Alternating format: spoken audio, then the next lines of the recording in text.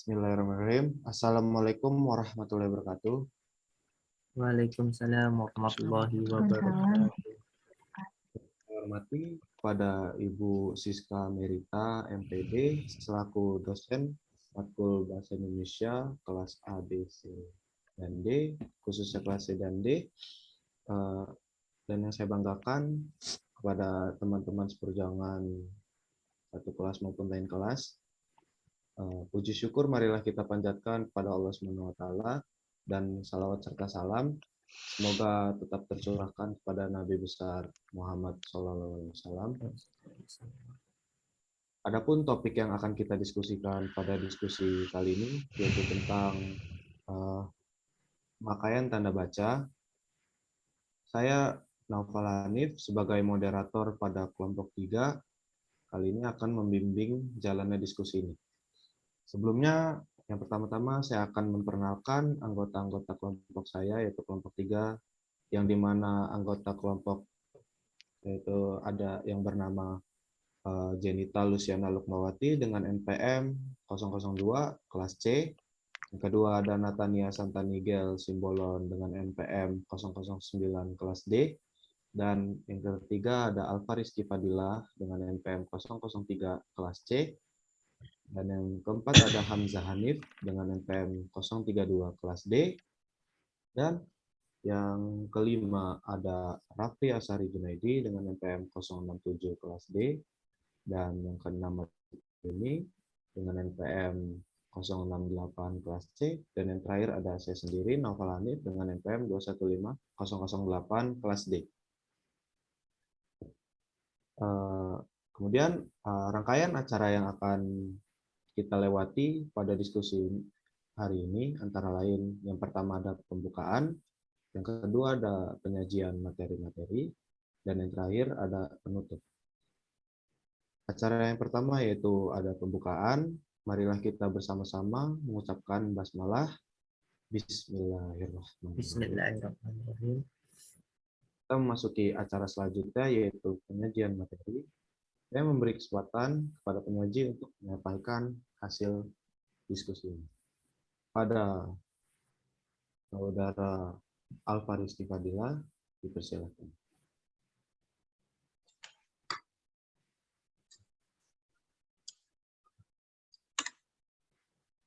Baik, terima kasih moderator. Materi yang pertama akan dibawakan oleh saya. Perkenalkan, nama saya Alvarizky dengan N03. Di sini penggunaan tanda baca titik koma. Pengertian tanda baca titik koma. Menurut Wikipedia, tanda titik koma adalah tanda baca dengan beberapa penggunaan, terutama untuk jeda pada kalimat dan pemotongan pada suatu daftar.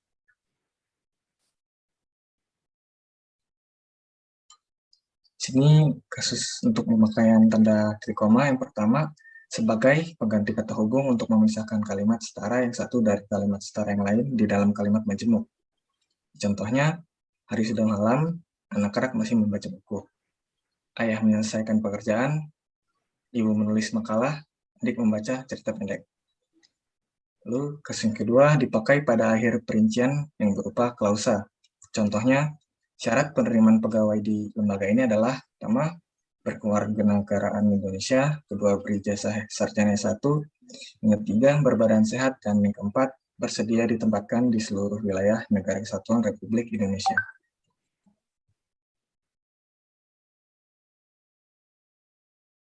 Dan kasus yang ketiga dipakai untuk memisahkan bagian-bagian peperincian dalam kalimat yang sudah menggunakan tanda koma. Contohnya, ibu membeli tinta, baju celana dan kaos, pisang, apel, dan jeruk. Contoh selanjutnya, agenda rapat ini meliputi yang pertama pemilihan ketua, sekretaris, dan bendahara. Kedua, penyusunan anggaran dasar, anggaran rumah tangga, dan program kerja. Dan yang ketiga, pendataan anggota, dokumentasi, dan aset organisasi.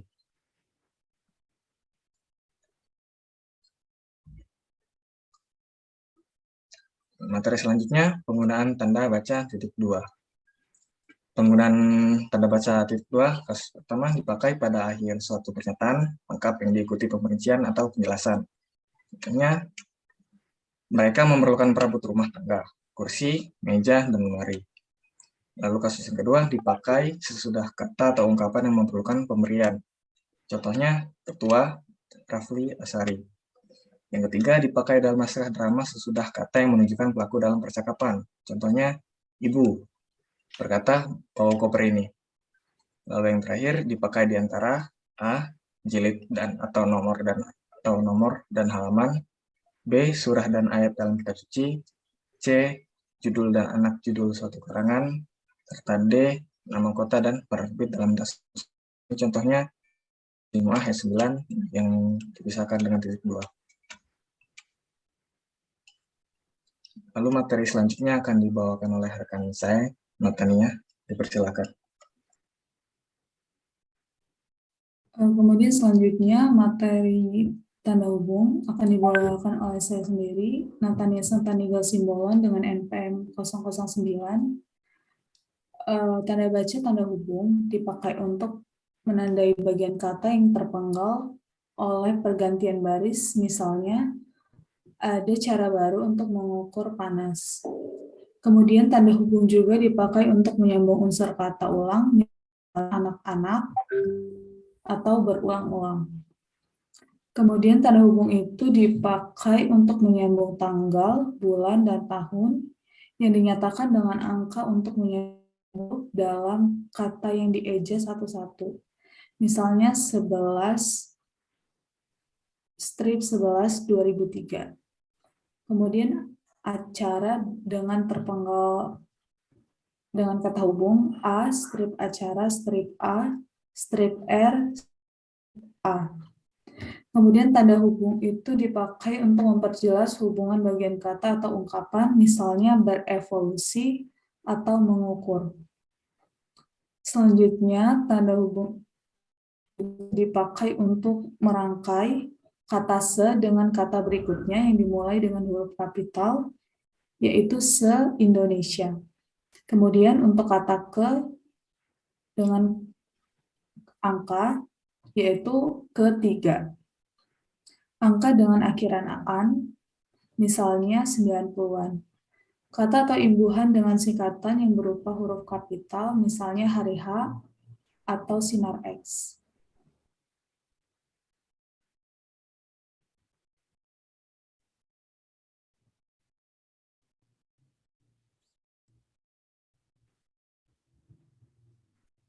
Kemudian tanda hubung itu juga dapat dipakai pada gabungan huruf dan angka, misalnya D3, S1, dan kata ganti ku, mu, dan nya. Dengan singkatan yang berupa huruf kapital, misalnya KTP-mu dan STNK-nya. Untuk catatan penggunaan tanda hubung, tidak dipakai di antara huruf dan angka jika angka tersebut melambangkan jumlah huruf, misalnya BNP2TKI atau P3K.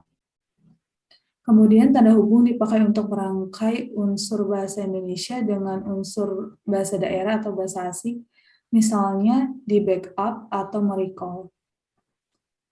Kemudian tanda hubung juga digunakan untuk menandai bentuk tarikat yang menjadi objek bahasan, misalnya kata pasca berasal dari bahasa Sanskerta, kemudian akhiran isasi pada kata berbetonisasi, dan sebaiknya diubah menjadi pembeton.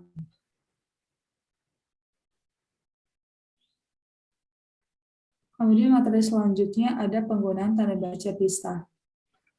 Tanda baca pisah dapat digunakan untuk membatasi penyisipan kata atau kalimat yang memberi penjelasan di luar bangun kalimat.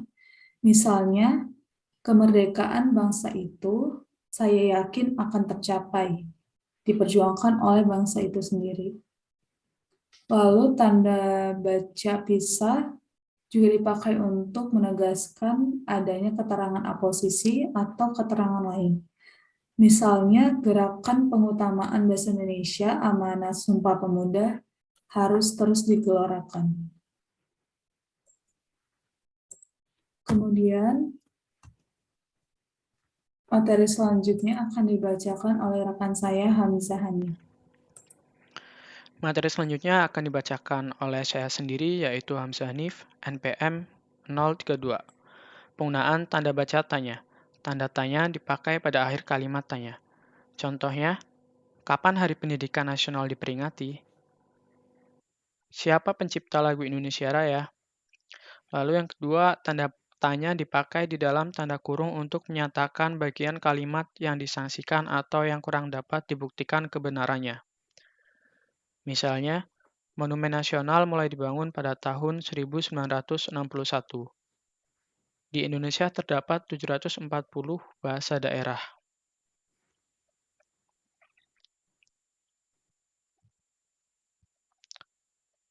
Selanjutnya, penggunaan tanda baca seru. Tanda seru dipakai untuk mengakhiri ungkapan atau pernyataan yang berupa seruan atau perintah yang menggambarkan kesungguhan, ketidakpercayaan, atau emosi yang kuat. Contoh, alangkah indahnya Taman Laut di Bunaken. Lalu, mari kita dukung gerakan cinta bahasa Indonesia. Bayarlah pajak tepat pada waktunya. Masa dia bersikap seperti itu? Dan yang terakhir, merdeka.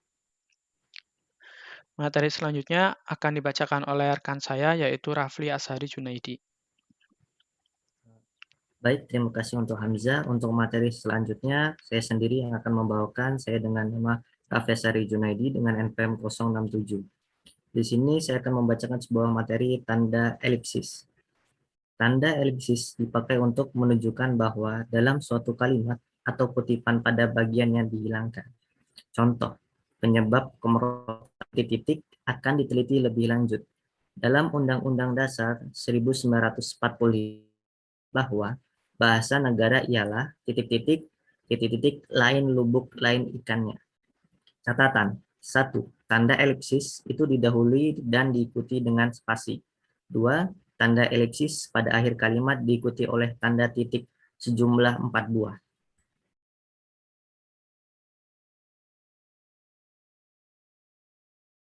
Tanda elipsis dipakai untuk menulis ujaran yang tidak selesai dalam dialog. Contoh, menurut saya, titik-titik, seperti titik-titik, bagaimana Bu? Jadi, simpulannya, titik-titik, oh sudah saatnya istirahat. Catatan, tanda elipsis itu didahului dan diikuti dengan spasi, dan 2 tanda elipsis pada akhir kalimat diikuti oleh tanda titik sejumlah 4 buah.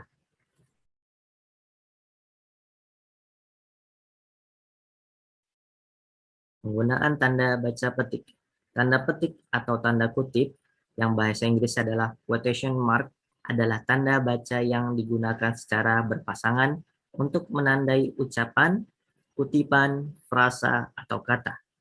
Ada 2 jenis tanda petik, yaitu tunggal dan ganda. Dalam bahasa Indonesia, istilah tanda petik umumnya merujuk pada tanda petik ganda atau disebut juga tanda petik 2. Sedangkan istilah tanda petik tunggal biasanya disebut secara spesifik. Tergantung pada jenis huruf, tanda kutip pembuka dan penutup bisa berbentuk serupa atau berbeda antara kiri atau pembuka dan atau penutup. Tanda petik penutup mirip dengan tanda penyingkat atau apostrophe, simbol prima, dan juga dengan tanda dito. Meskipun keempatnya memiliki fungsi yang berbeda,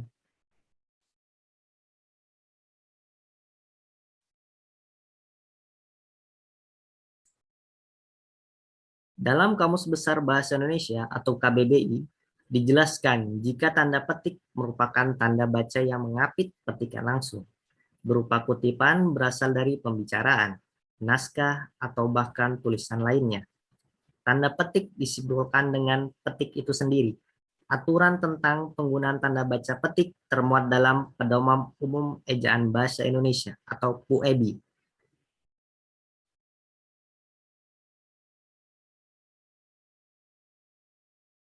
Penggunaan dan contoh tanda petik 2. Tanda petik 2.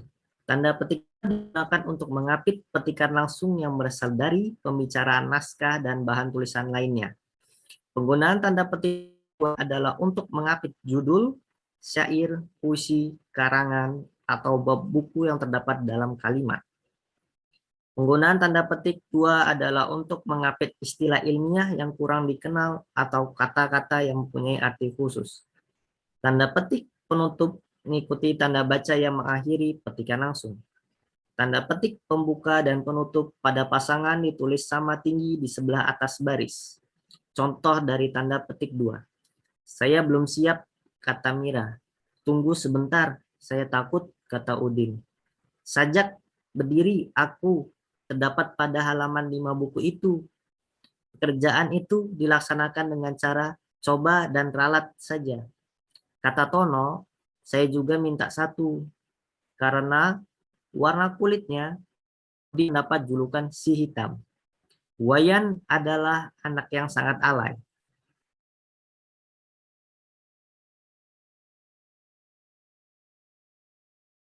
Untuk materi selanjutnya akan saya serahkan kepada Saudari Siti Ayuni. Waktu dan tempat saya persilakan. Baik, terima kasih kepada Saudara Rafli. Materi selanjutnya akan dibacakan oleh saya sendiri, yakni Siti Ayuni NPM 068. Di sini akan dijelaskan mengenai tanda petik tunggal. Apa sih tanda petik tunggal itu? Menurut Kamus Besar Bahasa Indonesia, arti tanda petik tunggal adalah tanda baca yang mengapit petikan yang tersusun di dalam petikan lain. Selanjutnya, di sini ada penggunaan tanda baca petik tunggal. Penggunaan tanda petik tunggal, diantaranya yang pertama, petik tunggal dipakai untuk mengapit petikan yang terdapat pada petikan. Contohnya, kita bangga karena lagu Indonesia Raya berkumandang di area Olimpiade, kata Koni. Selanjutnya, yaitu tanda petik tunggal yang dipakai untuk mengapit makna, terjemahan, atau penjelasan kata atau ungkapan. Misalnya, tergugat, yang berarti yang digugat, retina, yang berarti bagian, maksud saya dinding mata sebelah dalam, dan selanjutnya yaitu noken, tas khas Papua. Selanjutnya di sini ada kesalahan penggunaan tanda petik tunggal. Tanda baca ini sering digantikan oleh tanda petik maupun huruf yang dimiringkan. Tanda petik tunggal banyak disalahkan penggunaannya pada kondisi berikut. Contoh yang pertama, tahukah kau dari mana suara teriakan aduh barusan berasal? Kata aduh pada kalimat tersebut penggunaannya salah karena menggunakan tanda petik 2. Sedangkan contoh yang benar adalah tahukah kau dari mana suara teriakan aduh baru berasal, yakni menggunakan kata tanda petik tunggal. Selanjutnya, contoh yang kedua, makanan yang dihasap merupakan salah satu zat karsinogenik, yaitu zat yang memicu kanker. Begitu pula dengan contoh yang kedua ini, penggunaan tanda petik 2 pada kalimat tersebut salah, sedangkan yang benar yaitu makanan yang diasap merupakan salah satu zat karsinogenik, yaitu zat yang memicu kanker, yang menggunakan tanda petik tunggal. Materi selanjutnya yaitu penggunaan tanda baca kurung. Pengertian tanda baca kurung, yakni tanda baca yang digunakan secara berpasangan untuk memisahkan atau menyisipkan teks ke dalam teks lain. Penggunaan tanda baca kurung, diantaranya yang pertama, tanda kurung dipakai untuk mengapit tambahan keterangan atau penjelasan. Contohnya, dia memperpanjang surat izin mengemudi atau SIM. Yang kedua, loka karya atau workshop itu diadakan di metro. Contoh yang kedua, yakni penggunaan tanda baca kurung dipakai untuk mengapit keterangan atau penjelasan yang bukan bagian utama kalimat. Misalnya, keterangan itu lihat tabel 2 menunjukkan arus perkembangan baru pasar dalam negeri. Contoh penggunaan tanda baca kurung yang ketiga, yakni tanda kurung dipakai untuk mengapit huruf atau angka yang digunakan sebagai penanda pemerincian. Contohnya, faktor produksi menyangkut A, bahan baku, B, biaya produksi, dan C, tenaga kerja. Contoh yang kedua, dia harus melengkapi berkas lamarannya dengan melampirkan yang pertama, akta kelahiran. Yang kedua, ijazah terakhir. Dan ketiga, surat keterangan sehat. Penggunaan tanda baca kurung yang terakhir yakni tanda kurung dipakai untuk mengapit huruf atau kata yang keberadaannya di dalam teks dapat dimunculkan atau dihilangkan. Contohnya, dia berangkat ke kantor selalu menaiki bus Transjakarta. Kata bus dapat dihilangkan sesuai dengan aturan penggunaan tanda kurung di atas. Selanjutnya, pesepak bola, kenamaan itu berasal dari Kota Padang. Begitu pula dengan kata kota dapat dihilangkan sesuai dengan aturan penggunaan tanda baca kurung. Selanjutnya, yang akan disampaikan oleh rekan saya yaitu Naufal Hanif. Kepada Naufal Hanif, saya persilahkan. Terima kasih Saudari Siti Ayuni. Materi selanjutnya yang akan saya bacakan dengan nama saya Naufal Hanif dengan NPM 008, penggunaan tanda baca kurung siku. Yang pertama ada kurung siku dipakai untuk mengapit huruf, kata, atau kelompok kata sebagai koreksi atau tambahan atas kesalahan atau kekurangan di dalam naskah asli yang ditulis oleh orang lain. Contohnya yaitu yang pertama, Sang Sapurba mendengar bunyi gemersik. Yang kedua, penggunaan bahasa dalam karya ilmiah harus sesuai dengan kaidah.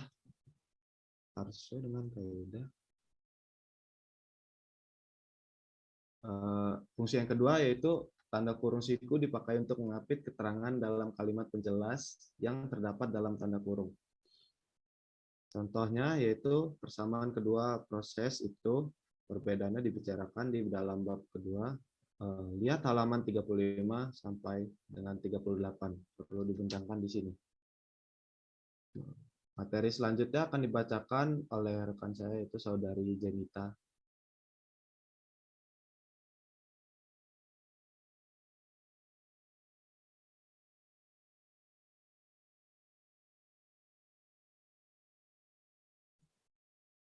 Materi yang selanjutnya akan dibacakan oleh saya sendiri, yaitu Jenita Hussein Melati dengan NPM 002.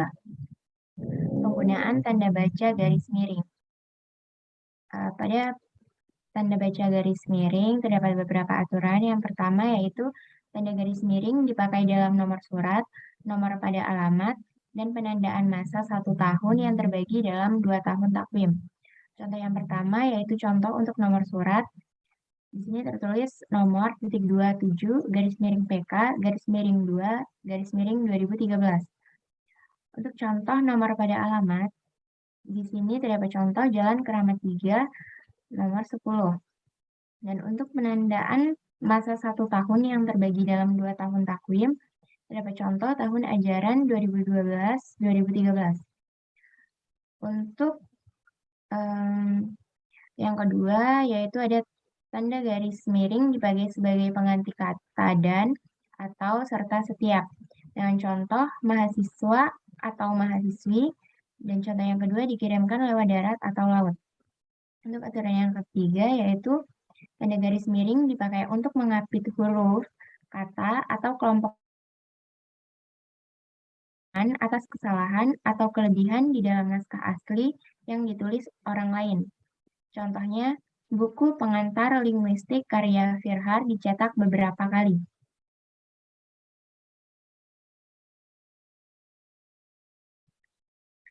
Penggunaan tanda baca apostrof.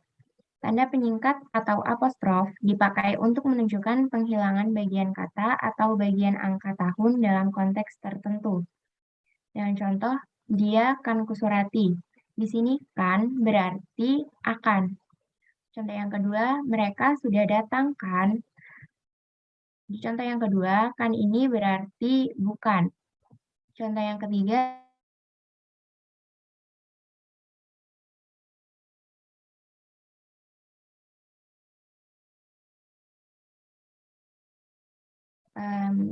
lima, 2, 13. Itu dibaca tanggal 5 bulan 2, 2013.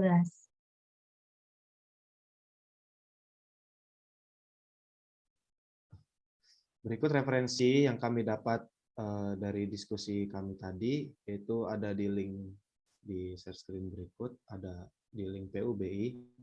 Dengan terjawabnya materi tentang pemakaian tanda baca yang rekan saya baca tadi, maka berakhirlah diskusi kami pada hari ini. Saya selaku moderator, mohon maaf jika ada kesalahan kata dan sikap. Akhir kata saya akhiri. Wassalamualaikum warahmatullahi wabarakatuh. Terima kasih.